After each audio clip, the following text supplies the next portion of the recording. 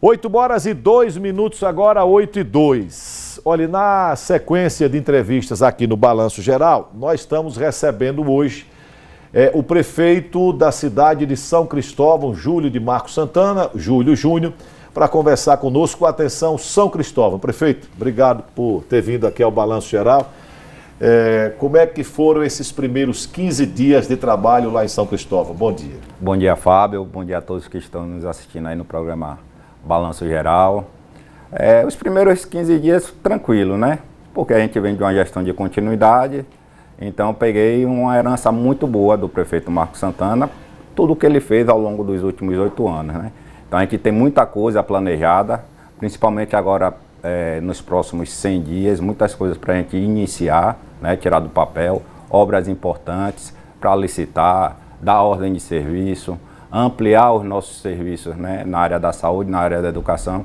Então foi uma transição muito tranquila e eu acredito que nos próximos 4 anos a gente tem muitas coisas boas para executar lá no nosso município. Você falou que nos próximos 100 dias teremos algumas boas novidades. Revele-as, por favor. Não, então a gente está trabalhando de forma interna. Eu estou conversando primeiramente com cada secretário, né, de cada pasta, para ver o que é que a gente tem já pronto para a gente iniciar. Por exemplo, na área de infraestrutura, a gente está já negociando com a Caixa Econômica Federal uma obra que é importante, que é a rodovia que liga o aeroporto de Aracaju ao centro histórico. Já está numa fase final. Eu acredito que no próximo mês de fevereiro a gente deve estar encaminhando para a licitação. E mais tardar em março a gente deve estar dando ordem de serviço dessa importante obra. Além de tantas outras. A gente também está numa fase final já do processo licitatório que já ocorreu, está na fase de recursos, que é uma obra importante, que é ligada à área da habitação. A gente vai executar 80 casas lá no conjunto Eduardo Gomes. É uma obra importantíssima que a gente vai tirar pessoas que estão em situação precária, mesmo de moradias precárias lá na região do Grande Rosaelze, justamente para colocar num conjunto habitacional completamente adequado, com toda a infraestrutura, equipamento de lazer. Então a gente tem coisas boas, coisas importantes. Aqui você falou em casa popular, aquela ocupação que tem ali do Grande Rosaelze, que é bem conhecida, eu não estou lembrando. Do Maria do Carmo. Do Maria do Carmo. Isso. Me parece que a gestão anterior iniciou a retirada das pessoas. Qual é a situação daquela ocupação? Então, exatamente. Esse conjunto habitacional que a gente está fazendo é um total de 107 casas, né?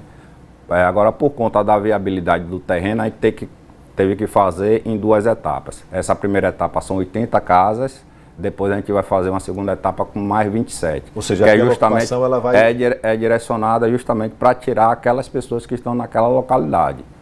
Paralelamente a isso, a gente está negociando com a empresa também, lá na sede do município, mais 300 unidades que serão construídas justamente para a gente combater o déficit habitacional do nosso município, que é alto. A gente fez um plano local lá de habitação de interesse social, onde a gente tem todo esse diagnóstico que a gente precisa construir de habitação, fazer melhorias também de infraestrutura para regularizar toda a situação nessa área do nosso município. O Carlos Barreto, ele tinha mandado logo cedo, pergunte ao prefeito sobre a rodovia de São Cristóvão, o que é que ele pretende fazer. O senhor já falou sobre a rodovia que vai ligar ali o Grande Rosaelze ao Distrito Industrial. Na verdade são duas rodovias. Essa é a Carlos Pina de Assis, que liga a João Bebeágua ao Distrito Industrial. Essa rodovia está em andamento. Eu acredito que mais em 2 meses a gente deve estar finalizando. Eu tenho acompanhado de forma sistemática essa obra, fiz visita na última sexta-feira. Inclusive, estamos construindo também o próprio Distrito Industrial. A gente vai fazer toda a infraestrutura. Então, está em ritmo acelerado. Eu acredito que em março a gente deve estar entregando. E a outra obra que a gente vai iniciar ainda, a outra rodovia, que é a que eu falei, que liga o aeroporto de Aracaju ao centro histórico. Essa a gente já tem o recurso garantido, estamos dialogando com a Caixa, afinando algumas questões orçamentárias, né, da planilha orçamentária e de projetos, para a gente encaminhar para a licitação. O Luiz Alberto, ele perguntou o seguinte: pergunte ao prefeito se ele vai dar continuidade ao calçamento das ruas do Luiz Alves 2. Então, nós estamos executando obras não só no Luiz Alves 2, no Luiz Alves, no Rosa do Oeste, no Rosaelze e no Marcelo Deda.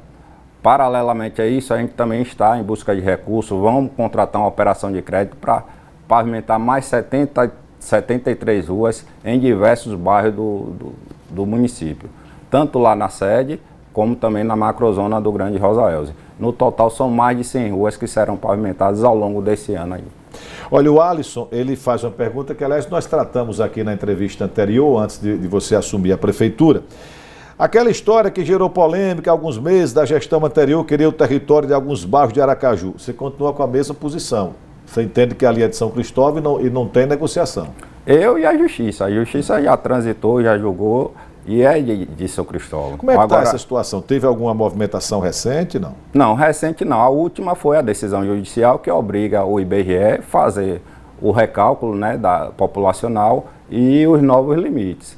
Então a gente está nessa fase. Eu conversei recentemente com o nosso procurador justamente para a gente montar lá um comitê de transição nosso, né, com as principais secretarias de educação, saúde, assistência, serviços urbanos, justamente para começar a se apropriar das informações que estão lá, para quando tiver um momento de transição entre os dois municípios, a gente já ter algumas informações importantes, sem antecipar nesse caso. Não vai abrir mão daquela Não, região. de forma alguma, a gente não abre mão. O ex-vereador Dadá, quem quero mandar um abraço aqui, ele pergunta quando vai começar a reforma do terminal turístico e ecológico e o mercado central. Então, o terminal que ele está falando, do Catamarã, é uma obra que a gente conseguiu o recurso da deputada federal Yandra Moura, quem eu quero agradecer. Catamarã é ali onde Dadá tem um barzinho na frente, tem o escritório dele exatamente. ali na frente. Que ele canta, às vezes ele dá a vez de cantor lá. Então, a gente está em negociação com a Caixa também, os projetos, a gente tem o projeto já básico, né? Projeto arquitetônico, falta os projetos complementares, fazer o orçamento e mandar para a Caixa. O recurso está garantido e está em andamento. Com relação ao mercado municipal também a gente foi contemplado, né, pelo PAC, são 30 milhões de reais, que não é só a reforma do mercado, a gente tem obras também lá de infraestrutura, de macrodrenagem, tem obras do novo terminal rodoviário também. A gente também está na fase de elaboração dos projetos complementares. Estamos dialogando também com os comerciantes lá, estamos fazendo recadastramento, que no primeiro momento a gente vai ter que fazer um trabalho social para dialogar com eles como é que vai ser essa intervenção, porque vai ter que tirar todo mundo de lá. Então é uma obra complexa que a gente, de fato, vai fazer de forma muito planejada. Aliás, são 2 equipamentos na sede do município que precisam, tanto o mercado quanto a rodoviária, né? São equipamentos que são bem antigos. Prefeito, por que essa polêmica recente do transporte coletivo, a prefeita, tem a sexta-feira, né, tem a reunião do consórcio, pelo que a prefeita disse ontem. Primeiro, o senhor concordou com a destituição de Renato Teles e por que o senhor não concordou com o cancelamento da licitação? Não, na verdade eu não concordei com a destituição de Renato Teles. Você não concordou? Não, de forma alguma. Você acha que Renato deveria continuar? Na reunião que nós tivemos, eu coloquei o meu posicionamento, porque eu acho que Renato Teles tem que continuar. Eu acho que ele tem que ir até começar a operação do sistema. E também não sou de acordo com o cancelamento da licitação, até porque a licitação já finalizou, a gente já assinou o contrato. São Cristóvão está completamente planejado, a gente está previsto na nossa lei orçamentária, nós estamos tranquilos com relação a isso. A gente compreende a situação dos outros municípios, mas a gente precisa. São situações completamente diferentes. Agora, é necessário que eu coloque o nosso posicionamento.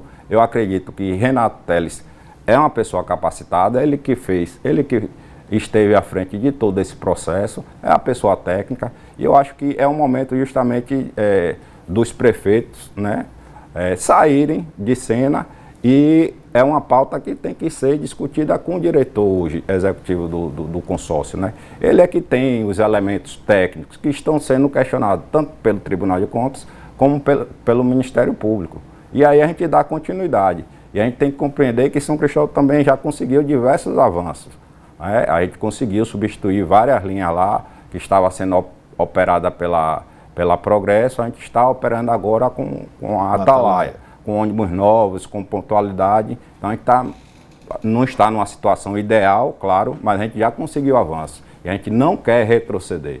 Essa é a nossa preocupação. Então, sexta-feira, na reunião do consórcio, o senhor vai defender que o Renato Teles, ele permaneça? Sim, sem dúvida. Só corrigindo, vai ser sexta-feira, dia 31. Eu recebi a convocação. Não é essa sexta? Não, vai ser dia 31.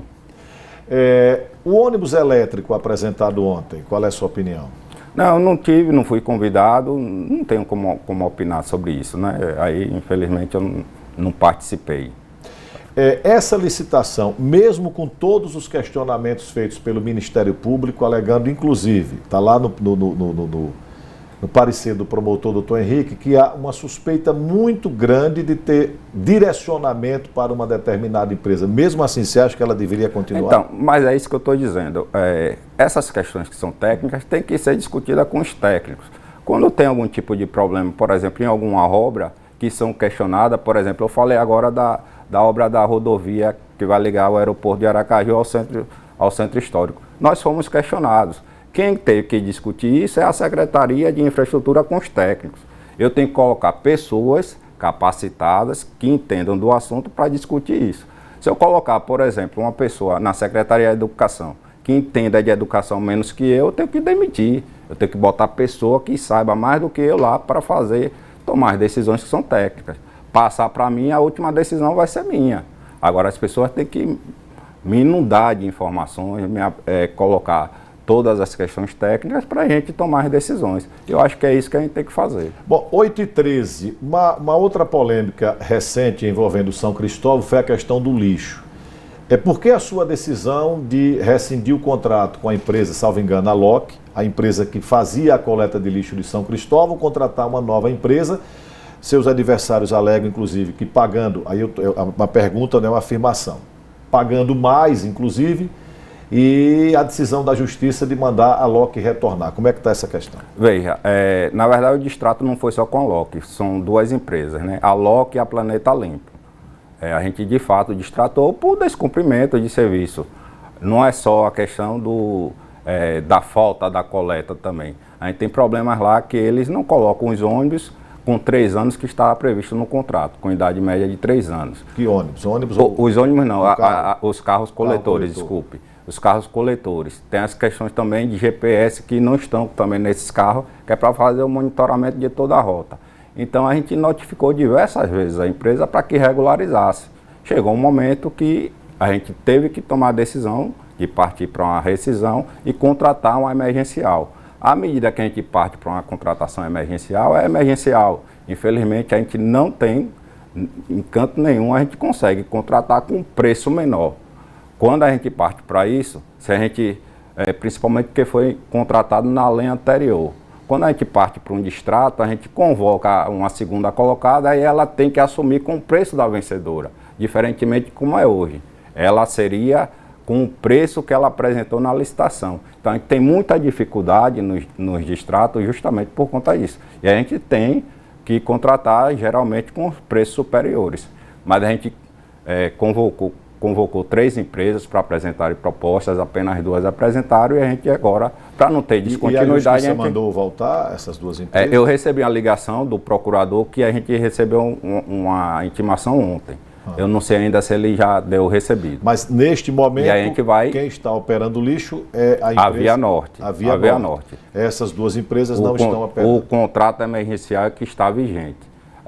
Quando eu sair daqui, eu vou conversar com o nosso procurador para ver o que é que consta lá na intimação, que o município de São Cristóvão foi intimado, para a gente tomar agora as decisões. Perfeito. Júlio, obrigado mais uma vez por ter vindo aqui. É sempre bom ouvi-lo. São Cristóvão é uma cidade que todo o Sergipe tem um carinho muito especial, uma audiência muito grande do Balanço Geral. E sempre que tiver novidades, traga para cá para a gente informar o povo de São Cristóvão. Obrigado, bom trabalho. Sem dúvida. Obrigado também, Fábio. Ok, obrigado. 8h16. Eu conversei com o prefeito da cidade de São Cristóvão. 8h16.